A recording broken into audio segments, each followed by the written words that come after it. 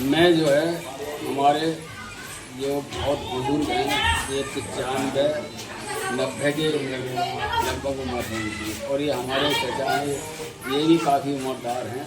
ان بزرگوں میں بیٹھ کے میں کچھ سوال شیئر کرنا چاہتا ہوں۔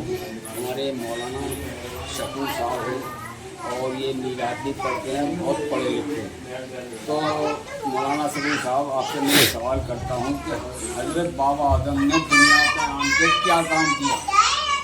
انہوں نے کھیتی، انہوں نے ہل بنایا، کھیتی کا کام شروع کیا۔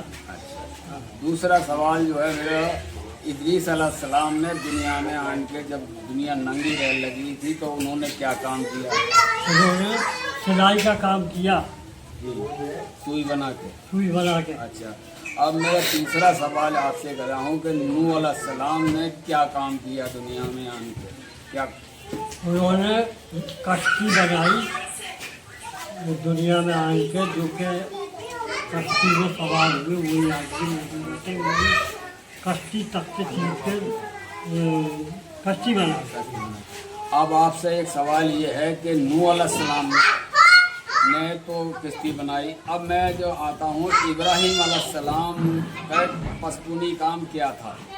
ابراہیم علیہ السلام کا پسکونی ان کے بعد کا پرست تھے، لکڑی کے بناتے تھے اور پتھر کے بھی بناتے تھے۔ تو اچھا، اگلا سوال جو ہے آپ سے یہ ہے کہ داؤد علیہ السلام نے دنیا میں آن کے کیا کام کیا؟ لوہے کا کام کیا انہوں نے۔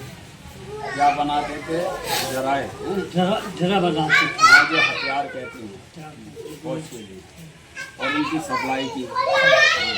اب میں اس کے بعد میں آپ سے اگلا سوال یہ کرتا ہوں کہ ہمارے جگری علیہ السلام کا کیا کام تھا؟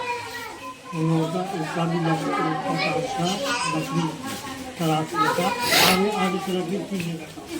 اچھا، اس سے اگلا سوال میں آپ سے کیا، ہمارے نبی سرکار دو عالم کی ننسال کس گھرانے سے تھی؟ نجار بنانے سے تھی، بہت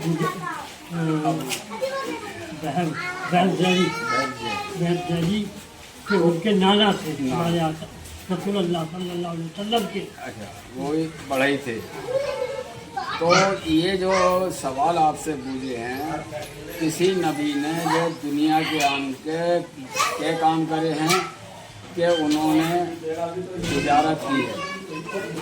آپ سے جانتے جو مجھے معلومات ہے، تجارت کی ہے، کسانی کی ہے، اور مطلب یہ کہ مستری کا کام کیا، اور کام نہیں کیا، لوہے کا، لکڑی کا اور تجارت۔ اور یہاں تلے کہ موسیٰ علیہ السلام نے بکریاں چرائی ہیں اور ہمارے نبی سرکار دو عالم نے بکریاں، یہ سچائی ہے۔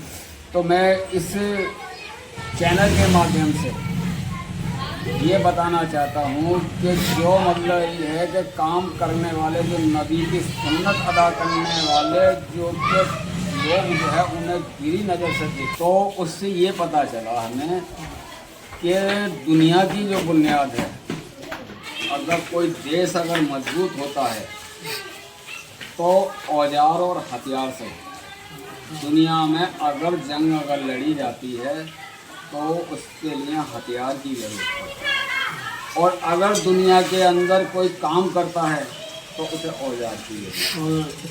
تو جس جگہ پہ انجینئر ہوتے ہیں، آج انجینئر کہا جاتا ہے، اس جگہ پہ جو ہے ترقی، تو اس سے یہ پتہ چلا کسی ملک کی اگر ترقی ہوگی تو ان کا مان اور سمان کرے گا، انہیں انعام دیا جائے گا، تو وہ ملک جو ہے مطلب ترقی کرے گا۔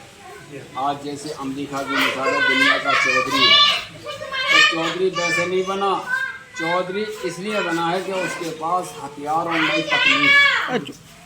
آج اگر ہمارے نبیوں کی اگر سنت قائم کرنی ہے تو ان لوگوں کی عزت کرنی چاہیے، انہیں آگے بڑھانا چاہیے، جس سے کہ ہمارا دیش اور اسلام سب کچھ مضبوط ہے۔